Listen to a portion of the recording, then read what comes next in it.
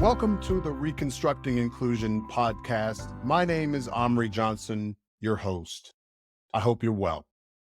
Join me as we continue to deconstruct the shortcomings of traditional DEI strategies and co-create a vision for more transformative, human-centered approaches to inclusion. Myself and my esteemed guests will challenge the status quo, dive deep into the reactive, supplemental nature of many DEI initiatives. We'll explore how to reclaim the profound and transformational potential of inclusion as a catalyst for collective growth, empowerment, and organizational change. Season 2 of the Reconstructing Inclusion podcast starts now. Hi, welcome to the Reconstructing Inclusion podcast. My name is Omri Johnson, your host. I'm joined today by Darryl Stickel, Dr. Darryl Stickel. I was introduced to Darryl by a friend in the UK. So we've gone from Switzerland to the UK to Canada, and now we're here together. Darryl, I'm excited to have you here. Welcome to the Reconstructing Inclusion podcast. Thanks for including me, Omri. So Darryl, before we jump into our conversation, I always ask a couple questions. One is a favorite song or movie you go to over and over and over again. So I love the movie Tombstone. Val Kilmer's portrayal of Doc Holliday is just remarkable. And it's a story about friendship. Fantastic. Really, for me. I love it. If I was picking a song, it would be Brave. I want to see you be brave. But yeah, Tombstone's probably my favorite movie. All right. I keep a list of these, so I go back to them and watch them again once people tell me their favorites. One book or person that has inspired you personally or professionally in your life? So I like my book, but that probably doesn't count. We're going to talk about that. Hold on to that one. Yeah. There's a guy named Terry Fox who's a Canadian hero. Most people outside of Canada won't have heard of him. He lost his leg to cancer and then tried to run across the country to raise awareness and funds for cancer. And we still have Terry Fox Day. People still go running on Terry Fox Day to commemorate. He was a real hero because he was overcoming significant barriers and trying to raise awareness and do something good for everyone. That's touching. It's particularly touching is, I think I shared with you, my niece lost her leg in a car crash last year. Mm-hmm. And so like to hear that, every time I hear a story about someone who's overcome a limb loss, it gives me hope. So you didn't know, if you didn't remember that, thank you for sharing that, because I'm going to let her know about him, because she needs those heroes in front of her. He was a real hero. Wow. In my mind. Fantastic. And is loved by a nation. So well, shout out to all my Canadian friends once you hear this, and know that I'm here to represent y'all. You know who I'm talking about when you hear this. Now, Darryl, share about yourself, who you are, what you're working to create in the world. So I have gone through a challenging journey that has sort of battered me from pillar to post. And I have learned some lessons. Sometimes a hard road's a good teacher. And through those experiences and through this sort of repeated pattern of trying to understand myself and try to understand other people more effectively and be more empathetic and be more engaged, I've become one of the world's leading experts on the topic of trust. And sometimes it's difficult for me to say that because there's a strong hesitance in Canadians to be sort of braggy. You have full license to be non-Canadian in that particular sense today. So just go for it. Yeah. So I've been nominated as one of the world's leading thought experts on trust by an independent body. And I've spent my life understanding what trust is, how it works, and most importantly, how to build it. I wrote my doctoral thesis on building trust in hostile environments. And have spent 20 years really trying to help people solve trust-based problems. Wow. And so there's that combination of deep theoretical understanding and practical applied experience that makes me a little different than most. And, a lot of people are talking about trust and how important it is and how little we have of it. but there's not a lot of people talking about what we can actually do about it. Sure. And that's what I do. Fantastic. So, Darryl, our mutual friend that introduced us, he shared something you said about the structure of trust, and I don't. I'm putting that in my words, Sure. but he talked about this idea of trust going from a metaphorical trench that was deep and narrow to one that is wide and shallow. What did he mean by that? Because we didn't have time to dig deep, and I knew I was going Right. to be talking to you. Yeah. Yeah. So part of the challenge that we're facing in the world right now is that, with the advent of social media and technology, there's some great things that come with that. You and I are able to have a conversation, but we were just talking before we started filming that if you and I were in the same town and got to hang out together, we would be, I think, really good friends. No doubt. No Yeah. doubt. Because I just love what you're on about. And it's so easy when we speak. But because there's so much available, there's a tendency for our relationships to become a mile wide and an inch deep. And so it's easy for us to give up on people if things get in the way. It's easier for us to transition to something new or get distracted.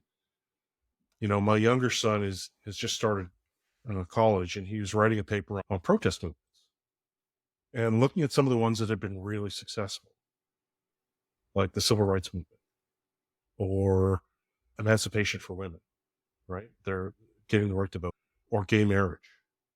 Those were protests that lasted for an extended period of time Mm-hmm.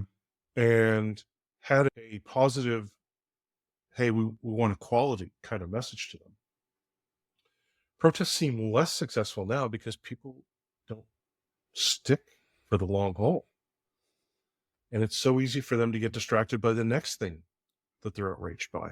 Sure. And so we have, we see this after the pandemic, we have lost some of our skill at building those deeper relationships, those more meaningful relationships. And we need to be more intentional now than we've ever been. The things that used to work aren't as effective anymore.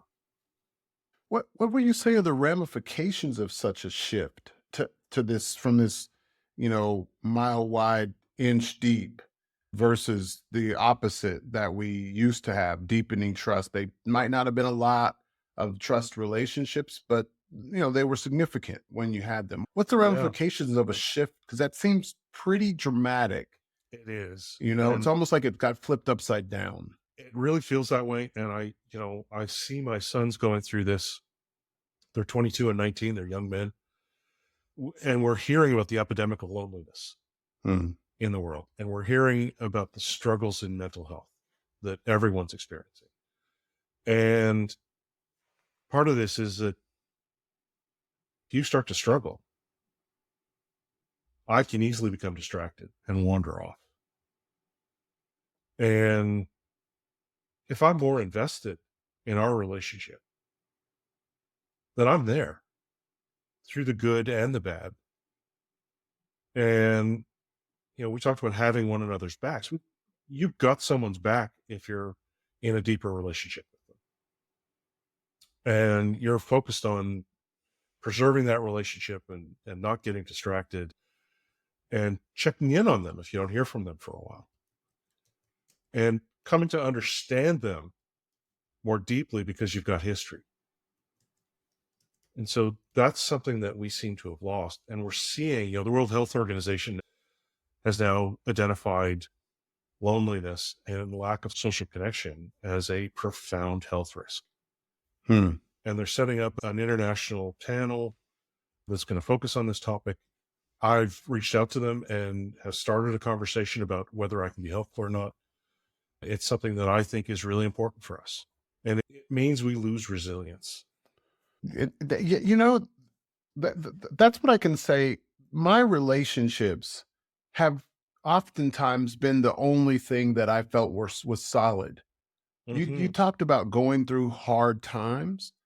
The relationships that I've had, the foundation of them, that was for many of the people that I really have deep relationships with, those foundations were set a long time ago.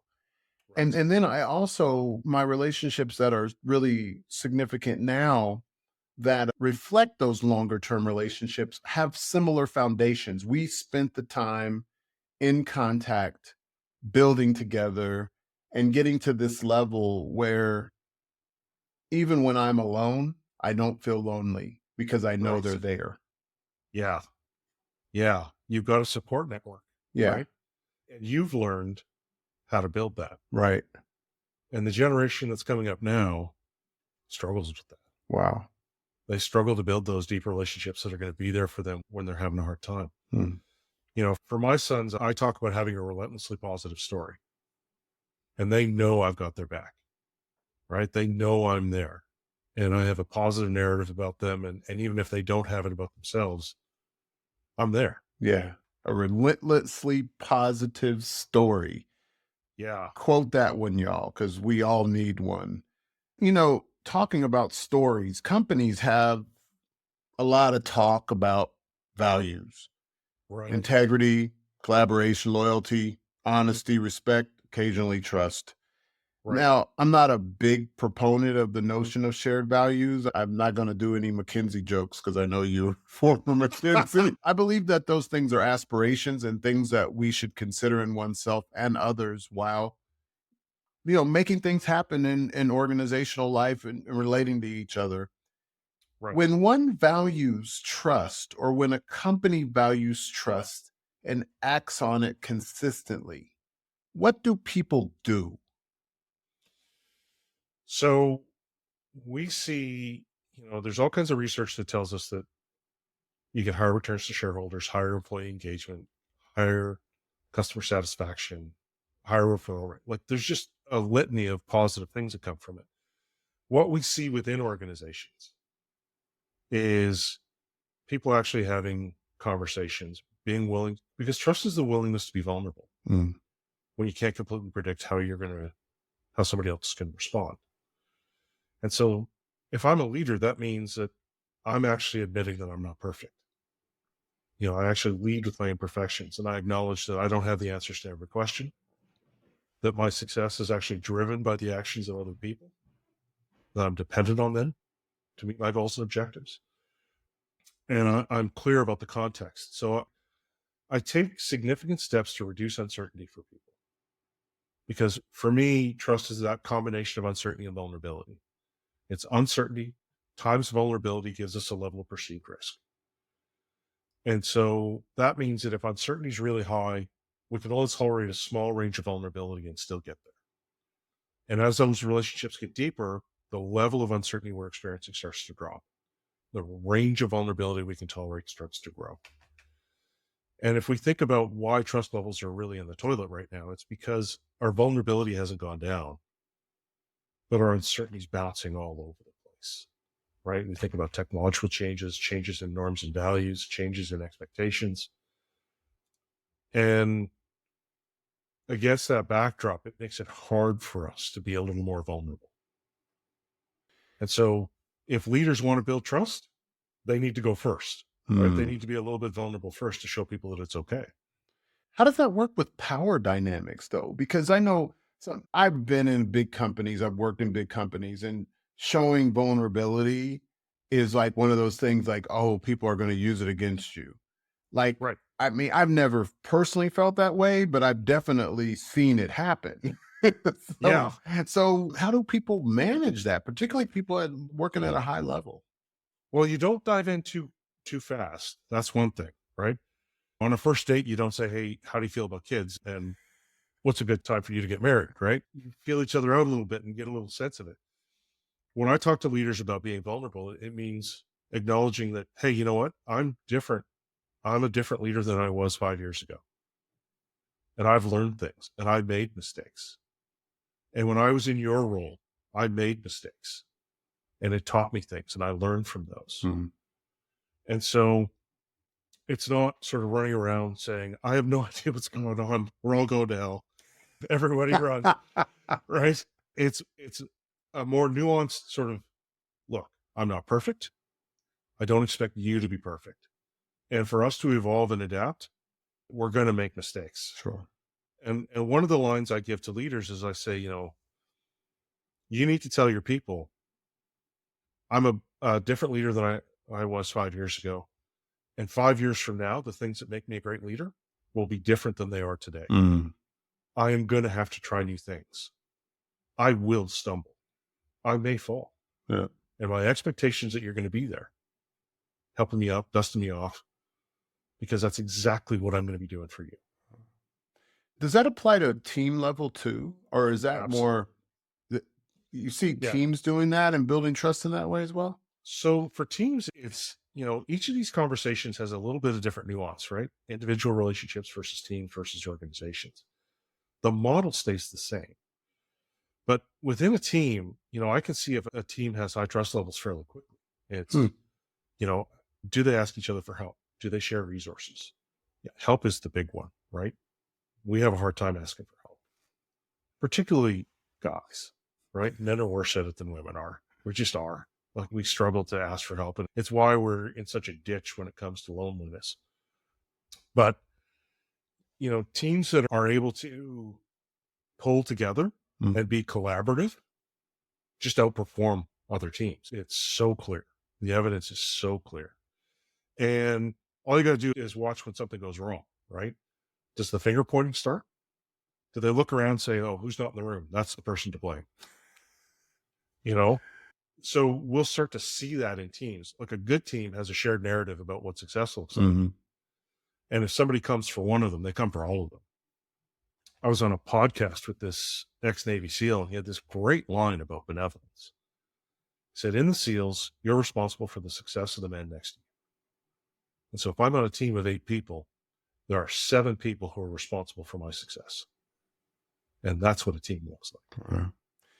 So when I think about that notion of teams looking out for each other, this notion of interdependence, and I think when I got a chance to go through some of the work that you've done in your online course, that idea of interdependence kept coming up in my head.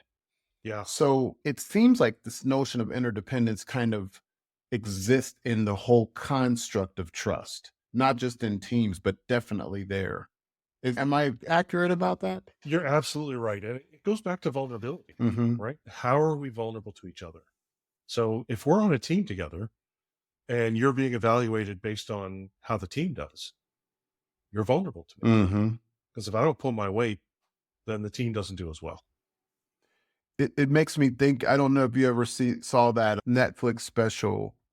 I don't know what it's called in English, but in Spanish it's called Casa de Papel. Maybe it's like Money Heist. But Okay. but one of the main characters said something towards the end of one season. He says, "We all win or we all lose." There was no in between. Yeah. That's what a trusting team, a vulnerable team, sounds like to me. Yeah. You have shared goals and objectives. You don't have people trying to use each other for their own best. It's we before me. I love that. That's how I feel about inclusion. So we're completely on the same page. It's a we thing, not a me thing. Yeah. So building trust in an uncertain world. Since your book was published, I would say the world is a little bit more uncertain. You just reinforced that. Yeah. I can go through the rest of the VUCA: volatile, complex, ambiguous, contentious, ideologically divided, confused, and flippant. Trust seems like it's just this fleeting idea that, that don't trust anybody. What would you say to those who feel like they can't trust anything or anyone? So we can get stuck into this place where we think of trust as a dichotomous variable, right? Like, it's either present or absent. It's like an old time light switch. It's either flipped on or flipped off. Reality is we trust some people more than others. And if they truly trusted no one, they would never leave their house, right? So they would never go out to a restaurant. They would never cross the street when there's traffic. They wouldn't believe that anyone was going to obey the traffic laws. Like, that's a dysfunctional place for us to get. And we see that societies with lower trust levels, particularly parts of Eastern Europe, tend to perform much more poorly than those with higher trust levels. And it's because we have to verify everything, right? And so trust acts as a social lubricant. So I would say that we have lower trust levels, but we're not completely out yet. Mm-hmm. But we're definitely seeing signs of, there was a poll that I'm going to speak to soon on, I think it was on LinkedIn, said, do you trust the government? It didn't say what country, it just said, do you trust the government? And there were a little over 3,000 responses, 3,200 responses. 10% of people said yes. And I wasn't one of those 10%. right. I trust the Swiss government, actually. Fair enough. But I don't necessarily always trust the government of the country I know best. It's ironically. Right. And partly it's because of the incentive structures. Mm-hmm. And partly it's because there's uncertainty about how things are working. Mm-hmm. And if we look at, politicians globally right now, the incentive structure seems off. Because when I talk to business leaders or other types of leaders, and I say to them, would you want to be a politician? Their response is, I would never put my family through that. Right? I don't want the abuse. I don't want the scrutiny. I don't want them to suffer. So a lot of politicians we have are fine with the people they love suffering so that they can be in positions of authority. Right? That just reminds me, I was in my mid to late 30s. I still lived in Atlanta. I was before I moved to Boston and started working inside at Novartis. And I got approached by like 3 different people about running for office. Right. So they wanted me to run for state representative, and they were like pumping my head up. You could succeed, Congressman Lewis. And I was like, nah, Congressman Lewis is so fit and so, so I was like, no, I don't want to, those shoes are too big to fill. And Right. I don't want you digging into my whole life. I've done stuff. I don't want people, in it. Oh, So, God, you've made mistakes? oh my God. Since this is going to be published, race. those are the things we'll do when we see each other in person. I'll tell you about that. Right. But, I didn't trust the system. I didn't trust that people would have my back. I knew that there's so much money in politics that's what most people were setting it up for. And I didn't even trust when some of the people that I knew and I had been friends with started asking me about it. I started losing my trust for them. So like, what are you trying to get out of this? Right. And I think they were sincere in retrospect, but it was still in my head.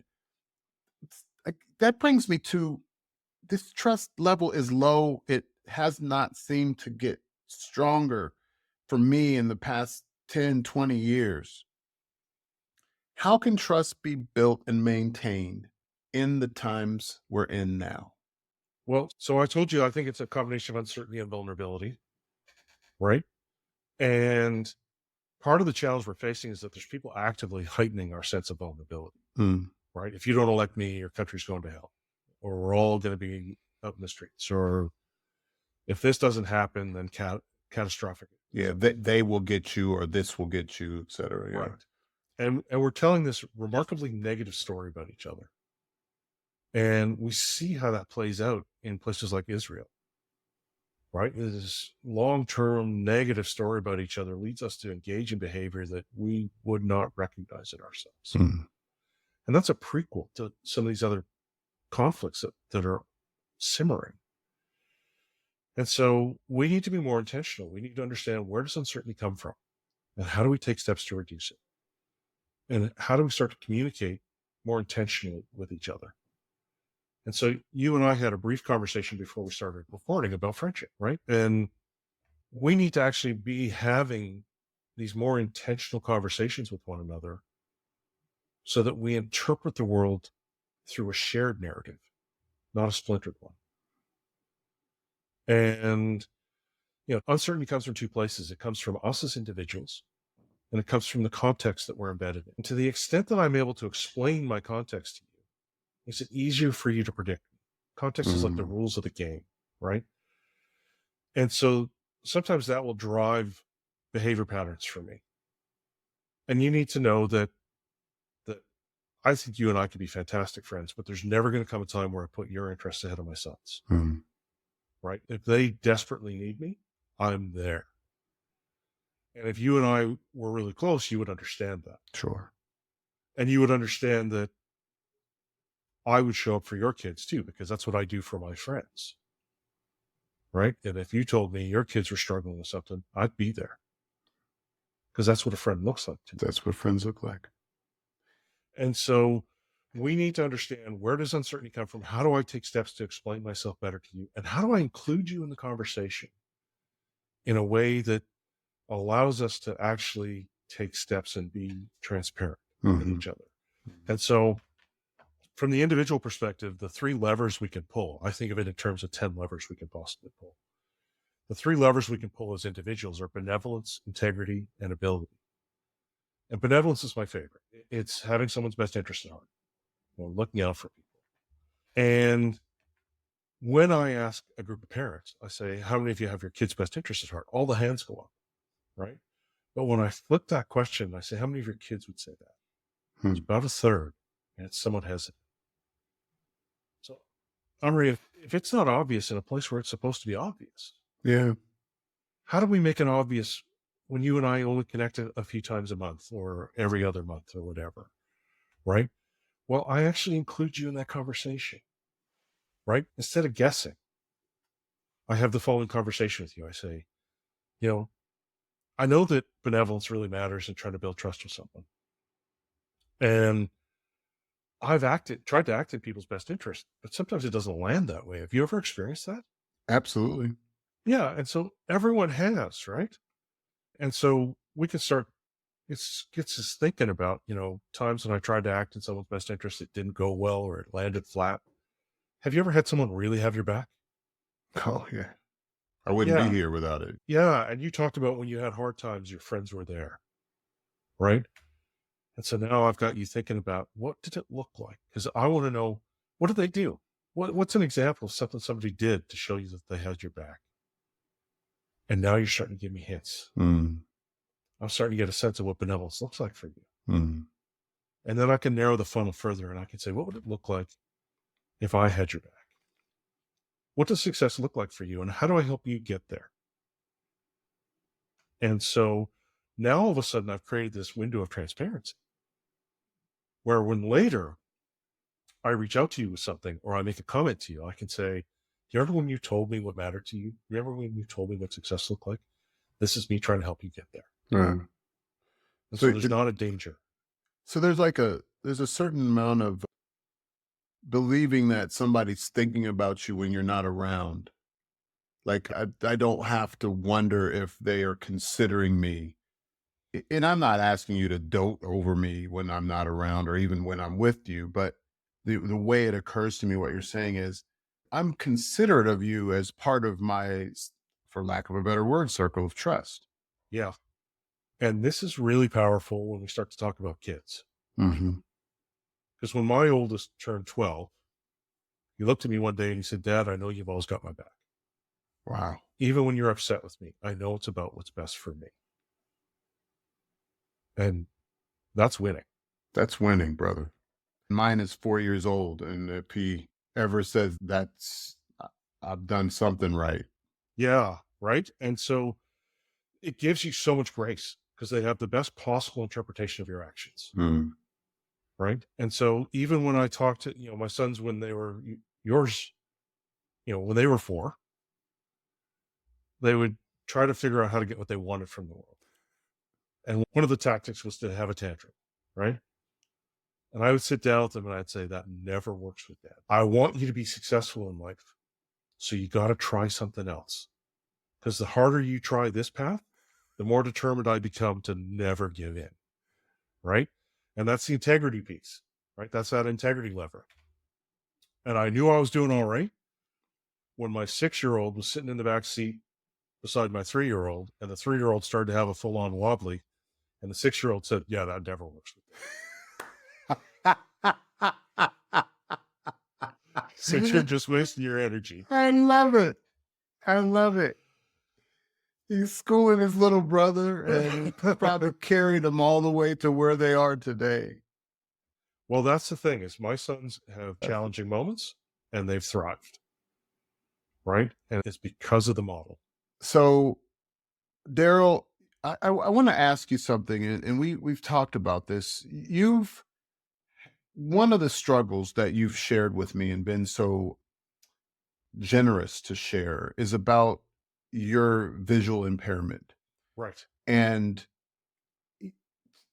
I can't think of something that makes one more vulnerable. There's not a lot of things that makes one more vulnerable, particularly a very visual person like me. To me, that when you told me that, it touched me because I'm like, I don't know how I would adjust to that. And now you also have a trusted partner that also has the name of a singer that I'm not a particular fan of, but I do like the name, Right. Drake. So can you tell me about how has your visual impairment, well, tell us a little bit about it, and then how has it shaped your conversation about trust after all these years Right. studying trust and then this emerging for you? So, it's a good point you raise. I'm legally blind. I have something called cone dystrophy, which means that I'm missing just about all the cones in my eyes. And so I'm sensitive to light, struggle with details, anything, people ask me, can you see it all? I usually say I can see a couple of feet, but most of they're my own. If there's somebody else's, I'm probably in trouble. But I navigate the world with my guide dog, Drake. And it actually, I think, a different experience of the world than most people do. Because you're right, I need help often, right? I come to places I can get lost. I try to find items in places that I struggle. And my experience of the world is that people really want to be helpful, that we care about each other.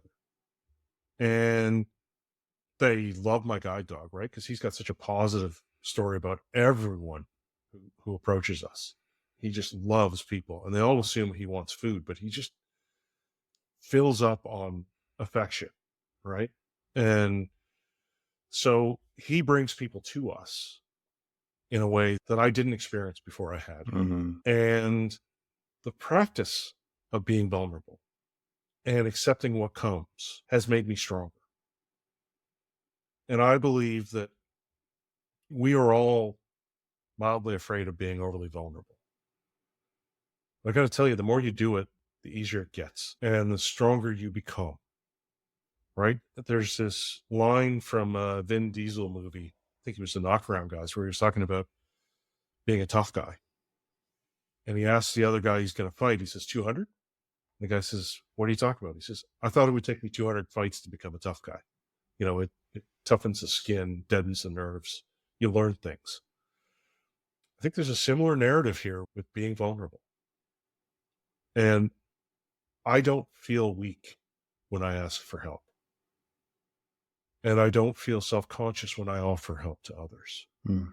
I feel like we're in this together. And I know one of the things that I've suggested is that if you have a friend who's struggling with mental health problems, who seems to be down, rather than offering help, ask for it.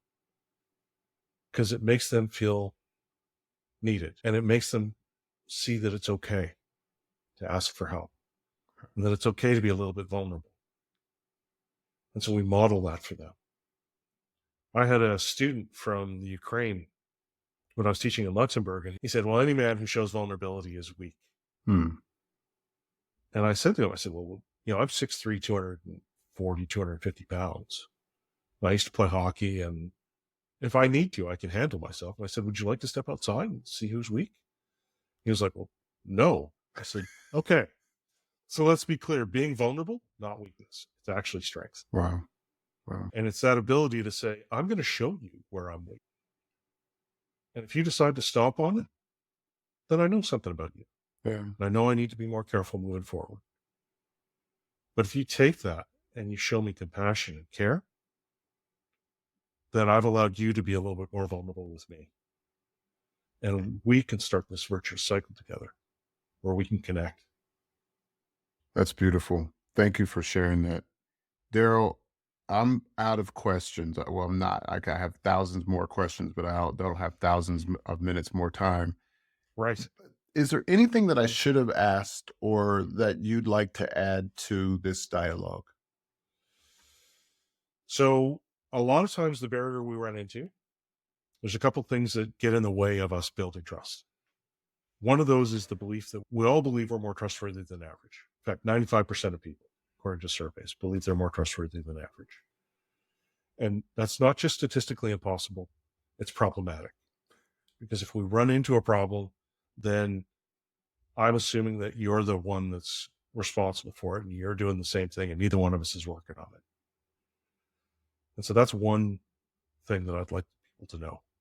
Another is that building trust is a skill that we can all get better at. And I try in my book and in my workshops and in my classes to really help people practice and apply these skills, to add them to their toolkit to help them get better at building deeper relationships.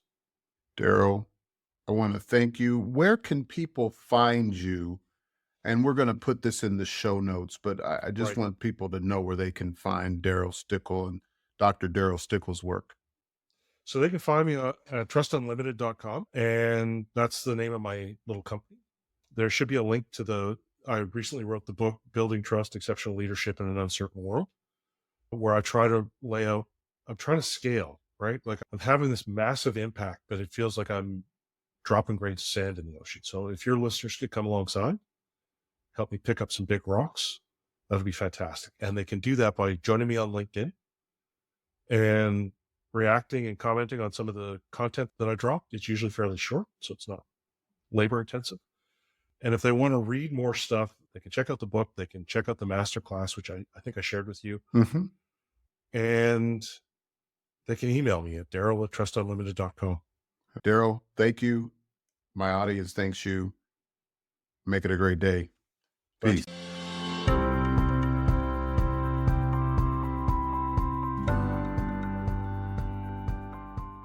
If you are committed or simply a little bit curious about how to make DEI accessible to everyone, actionable, that is, unambiguously prioritized and sustainable, aligned with personal and organizational purpose, hit the subscribe button. Make it a great day. Peace.